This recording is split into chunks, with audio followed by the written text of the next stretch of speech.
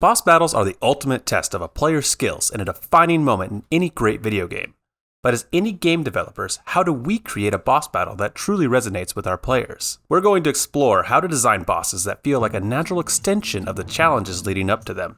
By incorporating elements from the current level or biome, you can create a boss that truly puts your players' skills to the test and leaves a lasting impression. Let's take a look at the second boss battle I'm designing for my game, It Is a Good Night to Die. Our knight has been battling through dark and treacherous woods, fighting off angry vine minions and burning through thorn patches with torches. It only made sense that the final boss would incorporate these elements. But how do we get there? To create a boss battle that's easy to understand and incorporate, you need to start with a clear idea of what you want to achieve. Sketch out your boss design and think about how the current level can impact it. Maybe the boss is a culmination of the enemies the player has faced, or maybe it takes place in an environment that's similar to the level setting. For the tree ant boss in my game, to make the battle engaging and challenging, I decided to break it down into 3 separate stages, with each stage being distinctly different from the others.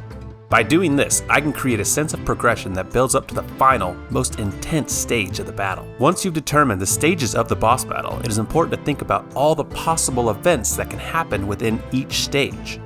You can list out the attacks, movements, traps, and items that will appear in each stage to create a more dynamic and interesting experience.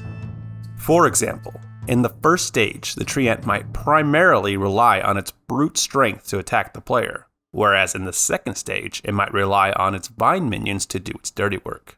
It's also essential to consider what triggers the change between each stage and what happens with those triggers. By doing this, you can make sure that the transitions between stages are seamless and make sense within the context of the battle. Once you've outlined each stage and the events that will happen within them, you can start putting everything together. The boss battle should flow naturally, with each stage building up to the final conclusion. There should be a sense of urgency and excitement as the player progresses through the battle, culminating in an epic showdown that leaves a lasting impression. And don't forget about what happens after the boss is defeated. Whether it's a cutscene or a reward for the player's efforts, it's important to create a satisfying conclusion to the battle. And while you're busy thinking of a great boss design, feel free to wishlist my game in the link below. Thanks. It wasn't difficult for me to lay out this battle from start to finish. Intro trigger, followed by a first stage where the player fights mano-a-mano against this hulking brute of a grumpy tree. A trigger where the tree ant teleports away using vines, and now the player has to slice his way through vine minions until he can find a torch to burn his way to the third and final stage. And for that final stage, I wanted to create a unique and challenging experience for the player. So I designed it to be a combination of the previous 2 stages. So not only are you dodging the big wooden beatstick of fists that this tree ant is packing, but you're dealing with the quick whipping vine minions as well. By using this approach, I was able to create a boss battle that was both engaging and challenging, while still incorporating elements from the level leading up to the fight.